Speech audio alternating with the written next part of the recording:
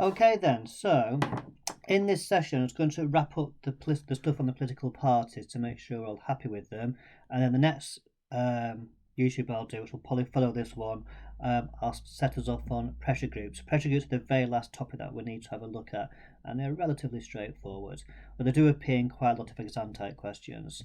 So, very quickly then, what I'm going to do today is quickly go over who's voted for the Republican Party and why, although that should be fairly straightforward. There's that final question about factions between Democrats and Republicans, and that should then basically wrap us up with political parties. So, the first thing then, who votes for the Republican Party and why? So the Bennett book tells you who votes for them. And again, it should be reasonably straightforward given the fact that you should know what the policies and ideas are of Republicans and where they come from. So, to quickly go through it then, so geographical area. So, you should know that most support for the Democrats, for the Republicans, comes from the Deep South and from rural states. So, look at any map about how America votes, you can see it's all those kind of Midwest states in the South, it's those southern states in the South, sorry. So states like Alabama, Mississippi, Tennessee, going across to the Great Plains states, places like Texas, Oklahoma, Nebraska, Kansas, those sorts of places. And the reason why is partly down to cultural reasons. So remember that videos we watched about the two main parties and how their votes switched in the 1960s. The Republican Party basically went for the white vote in the South, which the Democrats kind of rejected. And so they're often, and because the black people vote for the Republican Party, the white voters in the Deep South states tend to vote for them. Many of these states are rural as well, countryside areas. Rural areas overwhelmingly vote for the Republican Party. So all the big rural states are often Republican. Think of North Dakota, South Dakota, Montana, etc., etc. And even in like Democrat states, the bits in between the cities are very often Republican. If you look at a map of how America votes by county, most of it is red because most counties are in rural areas. Why do people in the countryside vote Republican? Well, it's probably a little bit similar to why some countryside people vote for the Conservatives in the UK. So they tend to be a bit more socially conservative in rural areas, a bit more traditional as well, and they see the Republican Party supporting traditional values.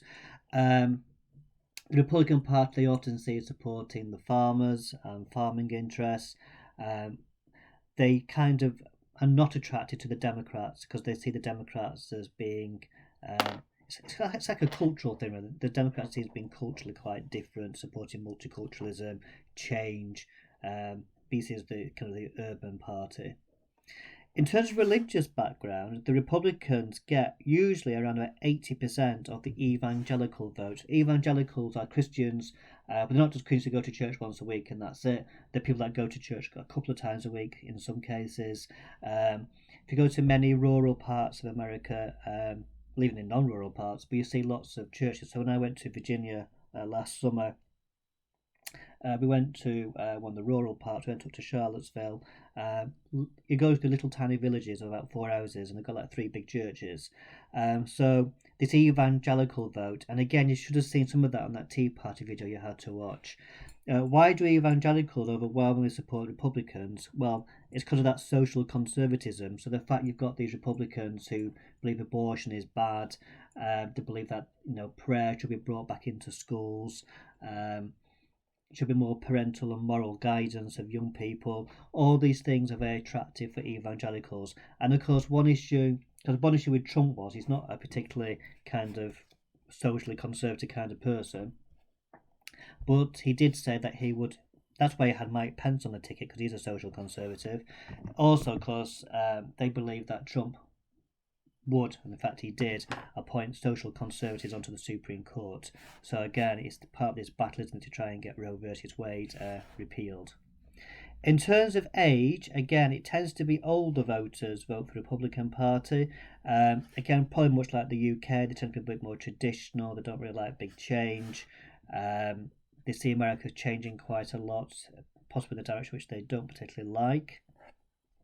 In terms of wealth, well, traditionally, big business has supported the Republican Party because, again, the Republicans have supported things like fiscal conservatism low taxation, those sorts of policies, and so therefore the wealthy tend to favour Republicans, although Trump did pick up the white working class vote of some kind of Rust Belt states, places like Wisconsin, Pennsylvania, Ohio.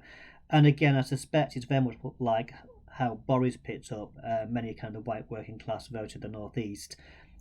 He kind of promised them infrastructure change and how he's going to be different to previous Conservatives and Labour.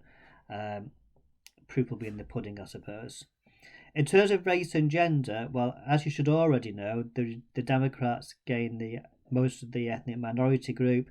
The white vote is overwhelmingly for the Republican Party, again because they tend to be hostile to things like affirmative action,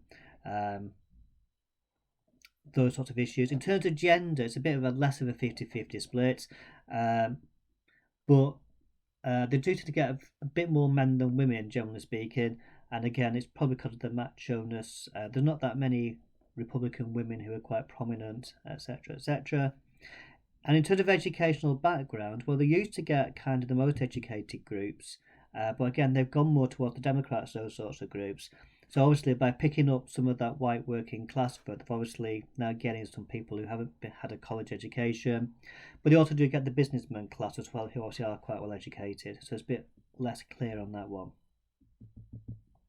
Okay, so that's who votes for the GOP and why. And again, the Bennett book has the figures. This next bit about Republicans and Democrats agreeing and disagreeing with each other. So the first question is on what issues do both parties agree? They're quite generalised, but they both agree, don't they, about free market economics. They both tend to agree about some kind of insurance-based healthcare system. They just differ on the amount of that. They both support, generally speaking, military action abroad and the building up the US military and spending on the military. They both tend to support, apart from some on the progressive left, they both tend to support gun rights and gun ownership. They both support the federal system of the United States. Again, there's some differences about how much freedom we should have. They both support the Constitution, etc., etc. There's lots of very general areas which they tend to agree on. They disagree on some of the finer details, but they agree overall. Okay, this next question. To what extent are the divisions within the parties greater than the differences between them? Okay, so for points which disagree, to suggest that the points which agree first, we'll do the agree side. So the divisions within the parties are greater than the differences between them. You can say things like, there's really big differences in the Republican Party, for example, isn't there, over issues like social policy, over things like abortion rights, for example, compared to the fiscal conservatives. So some of those views of people like Mike Pence, for example, or the Senator of Oklahoma, are not the views of many moderate Republicans. So there's a really big difference there between some of the moderate Republicans and those on the far end of the social conservatives in the span. And I would suggest that that's greater than the difference between the moderate Republicans and many fairly moderate Democrats. Although the Democrats do tend to support abortion, even they don't all do on the Blue Dog side. I think there's probably a bit more of an agreement between them than there is between the far social conservatives and the rest. You could say that for agreement, you could say that generally speaking, the divisions within the Democrats over guns are perhaps greater than the differences between the parties on the issue. So, for example, the progressive left, some of them on the progressive left want far greater gun restrictions than the Blue Dogs want and the New Democrats want. And of course, Republicans, generally speaking, don't particularly favour greater gun restrictions. So again, you might say the divisions within the Democrats is greater on that issue than it is between the Democrats and Republicans overall. You might have a point about compromise. So you might say, for example, that the moderates in both parties wish to compromise and come to agreements with each other on things like this COVID-19 legislation, and it's the extremes who tend not to want to in both parties. So you could say, for example, moderate Republicans are more than happy to work with like the Blue Dogs and the New Democrats on a whole range of issues, but the Tea Party end of the Republicans fundamentally disagree with this and are much more ideological. And you could say the progressive left as well, about how both of these groups have tried to take out these more moderate people. So there's some areas you could talk about. In terms of the extent to which divisions in the parties are not greater than the differences between them, I suppose you could have abortion, because you could say that even the moderate Republicans tend to favour abortion on the whole, as does the rest of the Republican Party, whereas the Democrats, even many blue dogs, favour the woman's right to have a choose her own abortion. So the division between the two parties is far greater. You might say that on issues like Supreme Court appointments as well, you might say that moderate Republicans and even Tea Party vote in the same way for appointing conservative judges onto the Supreme Court. And you could say the progressive left and more moderate left, the Blue Dogs and Co., they've generally speaking voted for more liberal Supreme Court appointments.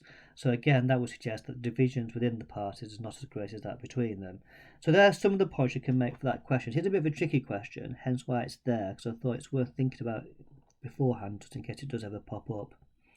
Okay, then that last bit on parties is this bit on about unity stuff. Again, this should be fairly straightforward, because those PowerPoints on factions deal with question 1 and 2. Question 3 is often stated that factions are greater in the US and UK parties are more united. What evidence is there for that? So again, it's that stuff about how in the United States they've got all those different factions. It's hard trying to herd them all together. Whereas in the UK, the parties, generally speaking, tend to all vote the same way in the House of Commons and stuff.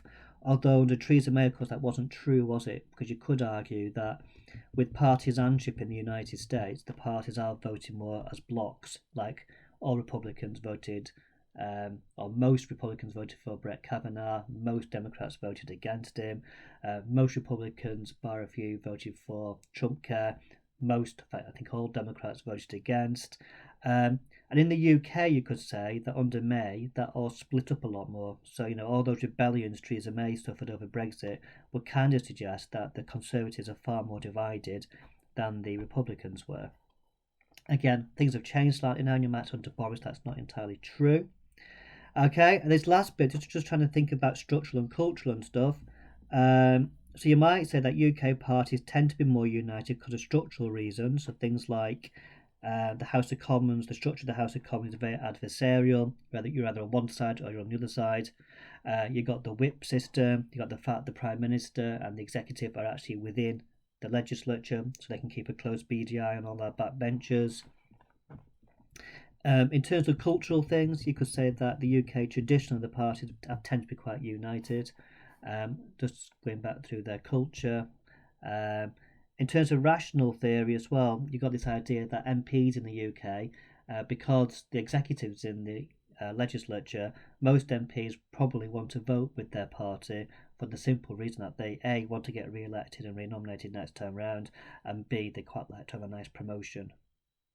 And if they annoy the executive, they're not going to get that promotion. Whereas in the US, of course, the executive isn't in Parliament or the Congress, and so actually it's in their rational interest to vote against the executive, especially if it's unpopular, because it's not like they're going to get promoted if they vote for them. Okay, so I hope that kind of wraps it all up. And so the next one I'll do, probably in about 5 minutes' time, will be on pressure groups and the next set of work on that. Okay, so any questions or problems, let me know. But that should hopefully be reasonably straightforward. And as I said, we'll get on and get cracking on pressure groups next. Okay.